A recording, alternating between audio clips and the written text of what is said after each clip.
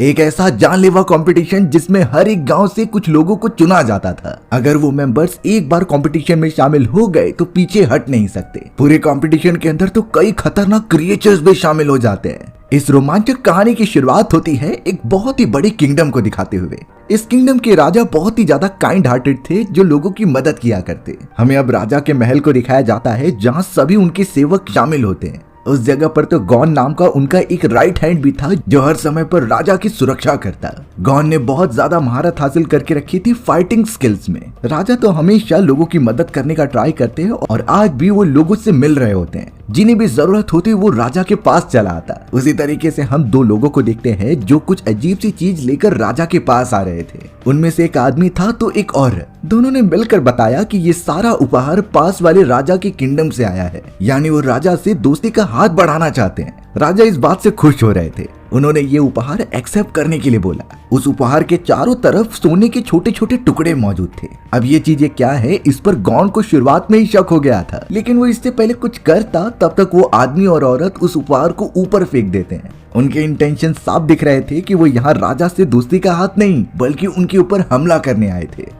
उन दोनों ने उपहार को चारों तरफ फेंका जिससे कि सोने के छोटे छोटे टुकड़े उन लोगों पर पड़ जाते। अब उनमें पता नहीं कैसे रिएक्शन हुई कि वो जिस भी बॉडी पर लगती वो जलने लग जाती। सभी सैनिक इससे बहुत ज्यादा परेशान हो चुके थे। अच्छी बात ये हुई कि गॉन वहाँ पर मौजूद होता है। उसने बड़ी बहादुरी से राजा की जान बचाई और उन्हें साइड में कर दिया। सबसे पहले वो सैनिकों को बोलकर उस आदमी को पकड़ता है और उसे मार देता है, लेकिन वो लेडी अभी भी वहाँ से दूर भागने की कोशिश कर रही थी। तभी अचानक उस जगह पर गॉन का एक पालतू जानवर जो कि एक ब्लैक पैंथर था वो वहाँ पर आकर लेडी को पकड़ के मार देता है। यानी कि गॉन ने दो घुसपैठियों को मार दिया था जो राजा को चोट पहुंचाने आए होते हैं। राजा भी एकदम से सेफ होते हैं और उनके सैनिकी बल को भी चोट नहीं पहुंची। लेकिन अब यहाँ गॉन को काफी चिंता हो चली थी। गॉन राजा को समझाता है कि अगर आज हमला हुआ है तो कल भी हो सकता है। हमें अपने सैनिकी बल और सिक्योरिटी सिस्टम को काफी अच्छा बनाना होगा। इसके लिए हार्डकोर ट्रेनिंग की जरूरत होगी और हमें और भी ज्यादा सैनिक चाहिए होंगे। तो इसीलिए गॉन ने एक बहुत ही अच्छा प्लान सोचा है।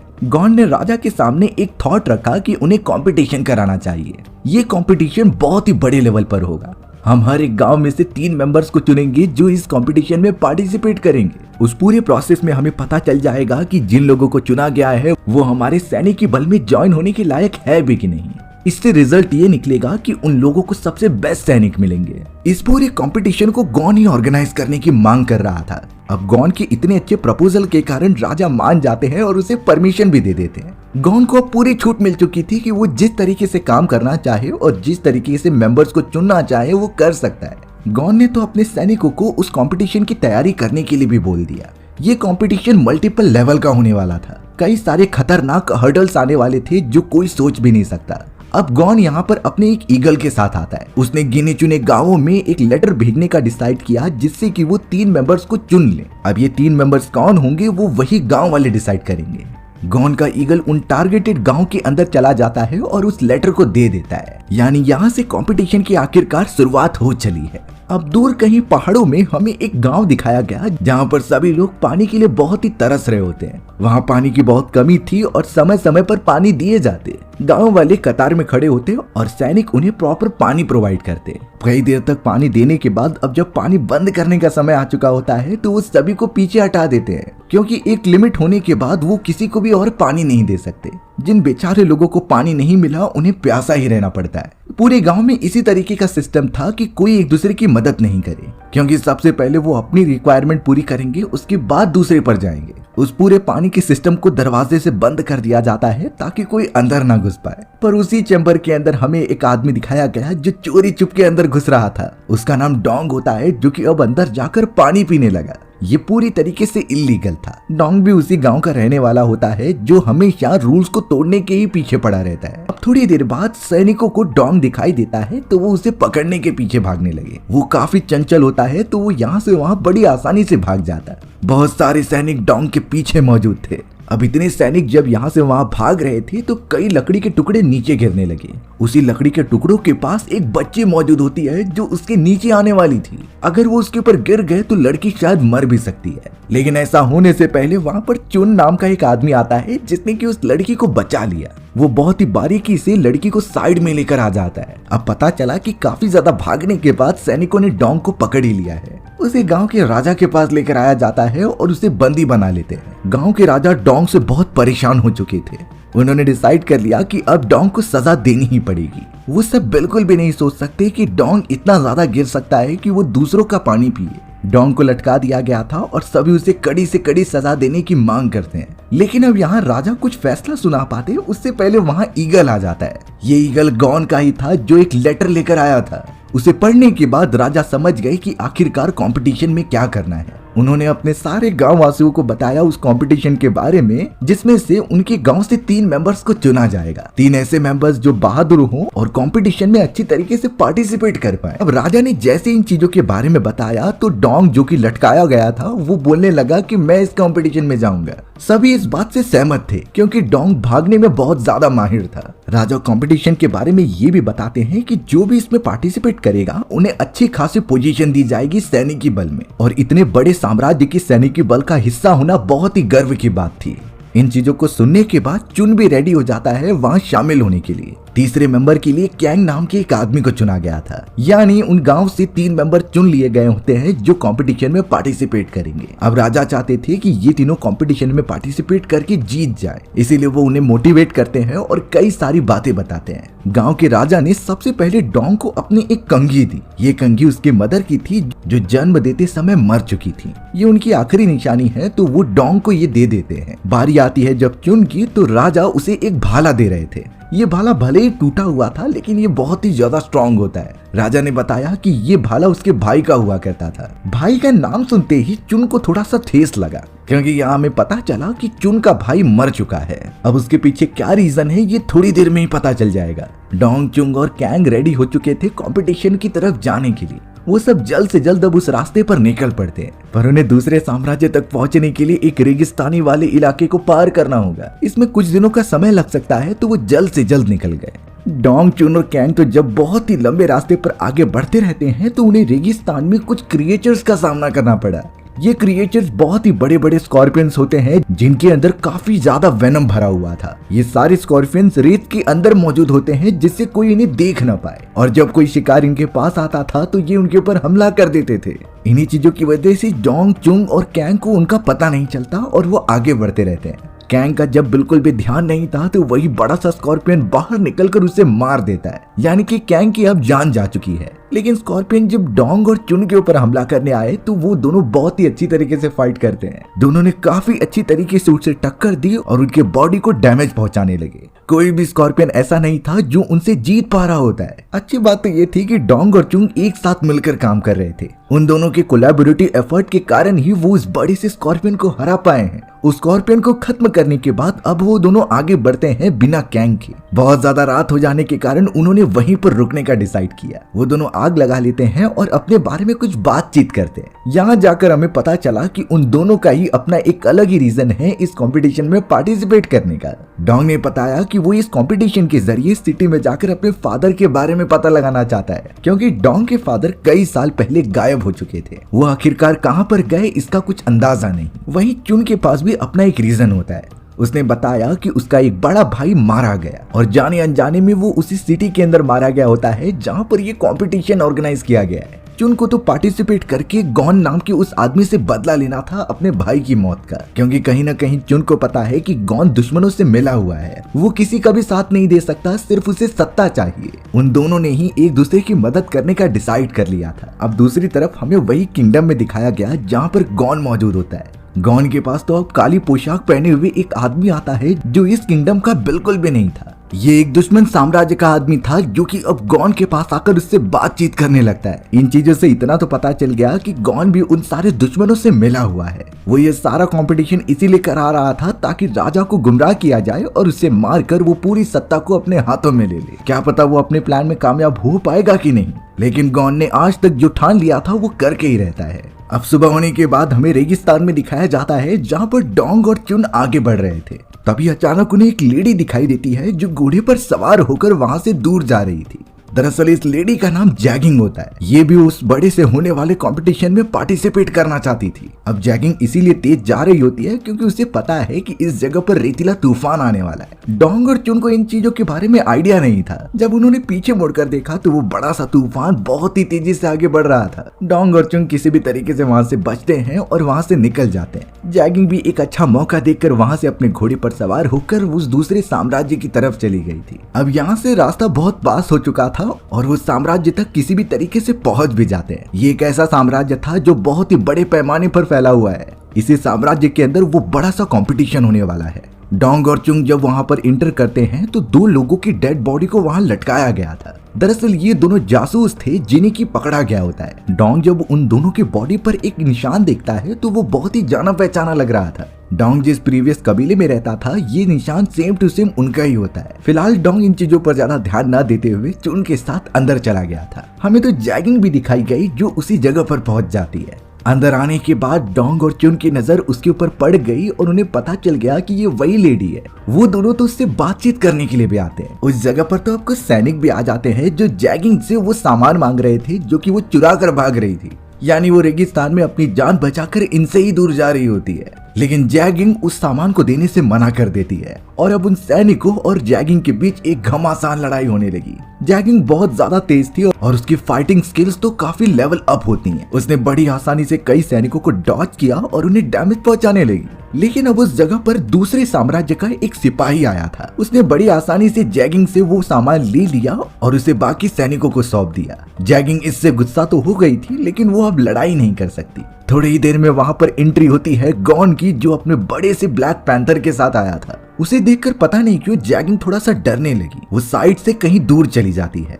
गॉन तो अब सारे कॉम्पिटिटर्स को ये कह रहा था कि अब ये कंपटीशन स्टार्ट होने जा रहा है तो सभी अपनी टीम्स को रेडी रखो। यहाँ डोंग और चुन की टीम में अब 2 ही मेंबर्स थे। जैगिंग को ये बात पता चलती है तो वो उनकी टीम में ज्वाइन होने के लिए चली गई। डोंग और चुन को इस बात से कोई एतराज नहीं था इसीलिए वो जैगिंग को एक्सेप्ट कर लेते हैं। यानी उनकी भी अब 3 मेंबर्स की टीम बन चुकी है। अगले दिन इस पूरे कंपटीशन का फर्स्ट राउंड होने वाला था। इतने बड़े अरीना में सभी को बुलाया जाता है जहां पर ऑडियंस ये सारी चीजें देखेगी और उनका बहुत अच्छी तरीके से एंटरटेनमेंट होगा। फर्स्ट राउंड के बारे में सारे मेंबर्स को बताया जाता है। सबसे पहले हर एक साम्राज्य के मेंबर को जंजीर से बांध दिया गया था। उन्हें जंजीर से बने एक सर्कुलर पाथ को क्रॉस करना होगा और जल्द से जल्द दूसरे पार पहुंचना होगा। जो भी सैनिक नीचे गिरेगा वहां पर नुकीले नुकीले कांटे लगे हुए थे। अगर कोई नीचे गिरा तो उसकी जान खतरे में हो जाएगी। सारे रूल्स अच्छी तरीके से समझाने के बाद अब फर्स्ट राउंड चालू हो जाता है। सभी मेंबर्स बहुत ही तेजी से जंजीर के ऊपर पैर रखते हुए आगे बढ़ रहे थे। फर्स्ट राउंड के अंदर ऐसी कोई भी रूल्स नहीं बनाए गए थे कि दूसरे मेंबर्स किसी दूसरे साम्राज्य के मेंबर्स पर हमला नहीं कर सकते। यानी दूसरों को एलिमिनेट करना यहाँ अलाउड था।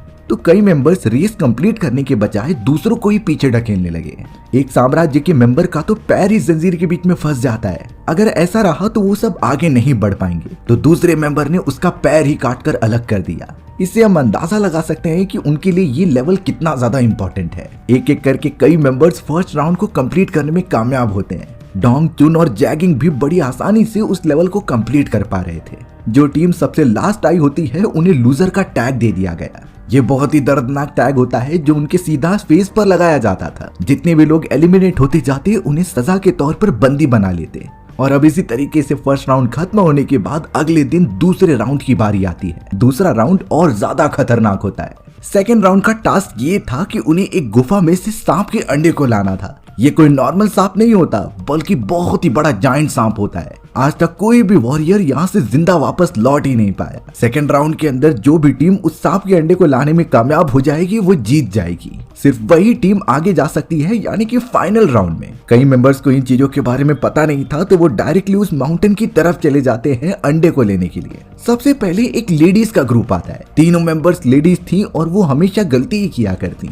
जब वो अंदर पहुंचती हैं तो उन्हें अंडा सामने तो दिखाई दे रहा था पर जैसे ही वो उसे उठाने गई वहां पर वही बड़ा सा सांप आ गया। बड़े से क्रिएचर वाले सांप ने तीनों मेंबर्स को बहुत बुरी तरीके से मार दिया होता है। इसी तरीके से कई सारी टीम्स जो बिना प्लान के अंदर घुसते जाते हैं वो मारे जा रहे थे। अब तक ऐसे कोई भी मेंबर्स नहीं जो उस सांप के अंडे को ले पाया हो। उस सांप में बड़े होने के साथ साथ वेनम भी बहुत ज्यादा था। वो जहां भी जाता चारों तरफ वेनम फैलाते जाता। यहाँ तक कि पेड़ पौधे भी जो वहां उगते थे वो बहुत ज्यादा जहरीले होते हैं। अब थोड़ी देर बाद एंट्री होती है डोंग चुंग और जैगिंग की टीम की। उन्हें भी जल्द से जल्द सांप के अंडे को लेके आकर नेक्स्ट राउंड में जाना था। अब जैसे ही वो लोग आगे बढ़ते हैं तभी जैगिंग को कुछ फूल पौधे दिखाई दिए। वो बहुत ही ब्यूटीफुल लग रहे थे तो जैगिंग उन्हें टच करने के लिए चली गई, लेकिन यहाँ चुन को पता था कि ये बहुत जहरीला हो सकता है। उसने जैगिंग को पीछे किया पर तब तक वो टच कर चुकी थी। फूल के अंदर से कुछ छोटे छोटे पार्टिकल्स निकलते हैं जो अब चुन के बॉडी में चले गए। चुन को अब बहुत ज्यादा पेन होने लगा और शायद उसकी बॉडी में वेनम फैलने लगा है।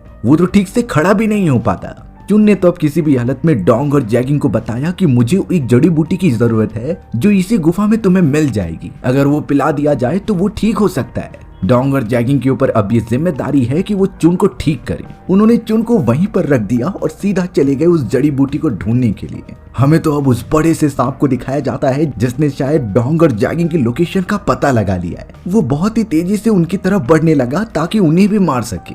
वो बहुत ही चालाकी से आगे तो बढ़ते हैं, लेकिन उन्हें अब सांप का अंडा भी मिल चुका था। उन्होंने सांप के अंडे को लिया और वहाँ से भागना स्टार्ट कर दिया। सांप अभी भी उनके पीछे था जो यहाँ से वहाँ उनका पीछा करता है। अब वो चट्टान बहुत बड़े बड़े थे लेकिन अंदर की गुफाएं छोटी होती हैं। सांप वहाँ से अच्छी तरीके से घुस ही नहीं पा रहा था। डोंग और जैगिंग बड़ी चालाकी से वहां से निकलते हैं और अंडे को हासिल कर लेते हैं। उन दोनों ने अब नोटिस किया कि जिस जड़ी बूटी की तलाश में वो लोग हैं वो सांप के बॉडी पर ही मौजूद है, तो वो उसे भी तोड़कर सीधा पहुंच जाते हैं चुन के पास। उन्होंने जड़ी बूटी को चुन के बॉडी पर लगाया और उसे पिला भी दिया। थोड़ी देर के अंदर उस जादुई जड़ी बूटी का असर होता है और चुन पूरी तरीके से ठीक हो गया था। यहाँ अभी भी सांप हार नहीं माना होता। वो बहुत ही तेजी से उनकी तरफ आता तो है पर वो बड़ी गुफा में फंस चुका था। डोंग, चुन और जैगिंग उस बड़े से सांप को वादा करते हैं कि वो उसका अंडा वापस लौटा देंगे। उनका बस ये कंपटीशन खत्म हो जाए तो वो उन्हें अंडा वापस लौटाने जरूर आएंगे। अब सांप उनकी बातों पर भरोसा करने लगता है। वो उनका पीछा छोड़कर वापस अपने घर में चला गया। डोंग, चुन और जैगिंग को आखिरकार वो अंडा मिल चुका था जो इतने सारे मेंबर्स नहीं कर पाए थे। वो तुरंत ही अंडे को लेकर साम्राज्य की तरफ बढ़ने लगते हैं। वो जब वहां से निकल रहे थे तो हमें ब्लू पोशाक पहने हुए एक लेडी दिखाई देती है। वो उन्हें लगातार घूरते जा रही थी और शायद उनका पीछा भी करती है।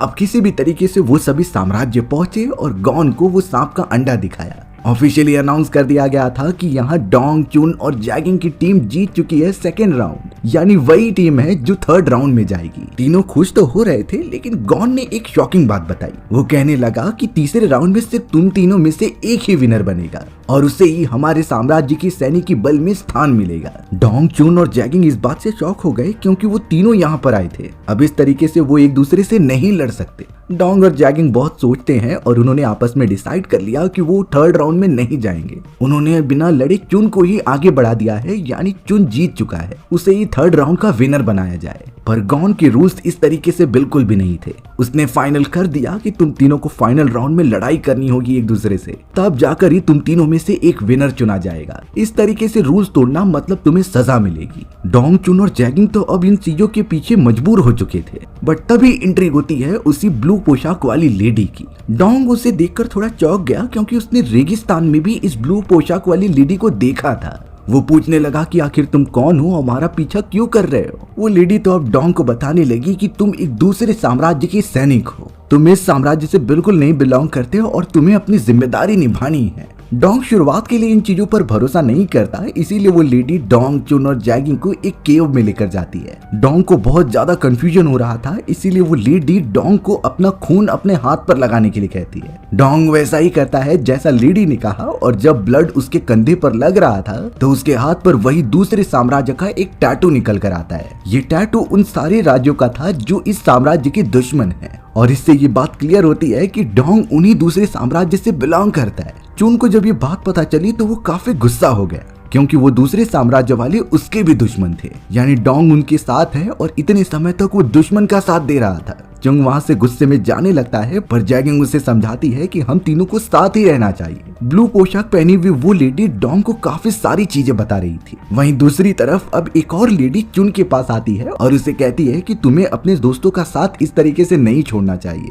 इस समय तुम्हारे अलावा उनकी मदद कोई नहीं कर सकता। इतना ज्यादा समझाने के बाद चुन समझ गया और वापस अपने साथियों के पास आने लगा। पर यहाँ चुन देखता है कि गॉन अपने कई सैनिकों के साथ जैगिंग को टॉर्चर कर रहा है। जैगिंग अपने आप को बचाने की बहुत कोशिश कर रही थी लेकिन सैनिकों की संख्या काफी ज्यादा होने के कारण वो कुछ नहीं कर पाती। चुन भी उस जगह पर फाइट करने की कोशिश करता है पर इसका कुछ फायदा नहीं था। गॉन ने जैगिंग को घायल करते हुए चुन से कहा कि तुम सरेंडर कर दो। चुन के पास और कोई ऑप्शन नहीं दिखाई देता, इसीलिए चुन ने अंत में जाकर सरेंडर कर दिया। पर बात रही मर्सी करने की, तो गॉन इन चीजों में बिल्कुल भरोसा नहीं करता। गॉन ने फिर भी बुरी तरीके से जैगिंग की जान ले ली थी। सारे सिपाही चुन को पकड़ते हैं और अपने साम्राज्य की तरफ लेकर चले जाते हैं। थोड़े समय बाद जब डोंग उस जगह पर आया तो वो देखता है जैगिंग को मरी हुई हालत में। जैगिंग की सांस थोड़ी थोड़ी चल रही थी, तो वो बताती है कि किस तरीके से गॉन ने धोखेबाजी की है। वो जबरदस्ती मुझे मारकर चुन को अपने साथ साम्राज्य में लेकर गया और अब आगे चलकर पता नहीं वो क्या करेगा, तो चुन को बचाना बहुत जरूरी था। जैगिंग अपना दम तोड़ देती है और अब डोंग साम्राज्य की तरफ निकल पड़ा। वहाँ राजा के सामने गॉन चुन को पकड़ कर रखा था और उसे धोखेबाज करार देता है।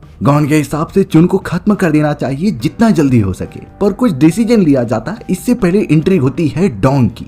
डोंग ने राजा से कह दिया कि गॉन बहुत ही गद्दार है, वो दूसरे साम्राज्य से बिलोंग करता है जो इस साम्राज्य के दुश्मन है। तो अब डोंग खुद गॉन से लड़ाई करके उसे खत्म करेगा। गॉन समझ गया था कि उसकी सच्चाई सामने आ चुकी है, तो उसने अपने कई सारे साथियों को चारों तरफ हमला करने के लिए कह दिया। अब भगदड़ हो जाने के कारण राजा को सेफ रखना जाता है और उन्हें महल के अंदर लेके चले गए थे। डोंग, चुन और सभी लोग अपने दुश्मनों से फाइट करते हैं। यहाँ गॉन ने बड़ी चालाकी से राजा को महल के अंदर बंद कर दिया और वहाँ पर आग लगा दी। ये सिर्फ इसीलिए ताकि राजा को मारा जा सके। पर अच्छी बात हुई कि चुन वहाँ पर पहुंचकर उस राजा को बचा लेता है बड़ी बहादुरी से। उन सभी का साथ देने के लिए वो लेडी भी आ गई जो कि चुन को समझा रही थी। वो लेडी तो गॉन के ब्लैक पैंथर से लड़ाई करती है जो काफी खतरनाक था। दोनों एकदम टक्कर के होते हैं और एक दूसरे को डैमेज दे रहे थे। जितना ब्लैक पैंथर उसे काटता है उतना ही वो लेडी उसकी आंखों पर हमला करती है। बात ये हो गई कि अंत में लड़ते लड़ते दोनों ही मारे जाते हैं। गॉन वहां से भागने का ट्राई कर रहा था, बट डोंग इस तरीके से उसे जाने तो नहीं दे सकता, तो वो उसे पकड़कर मारने लगा। चुन और डोंग दोनों एक साथ कंबाइन एफर्ट डालते हैं और आखिरकार गॉन को मार ही देते हैं।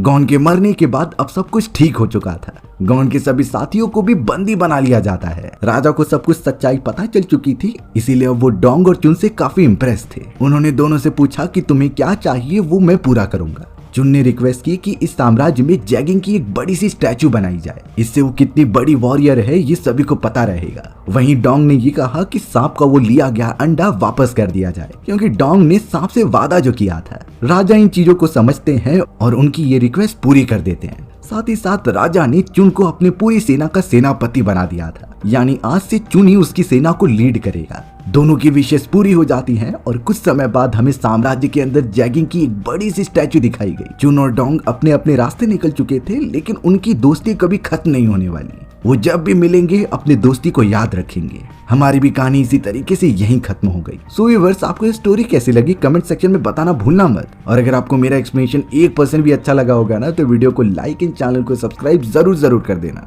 मिलते हैं इसी तरीके की मजेदार वीडियोस में, तब तक के लिए बाय बाय।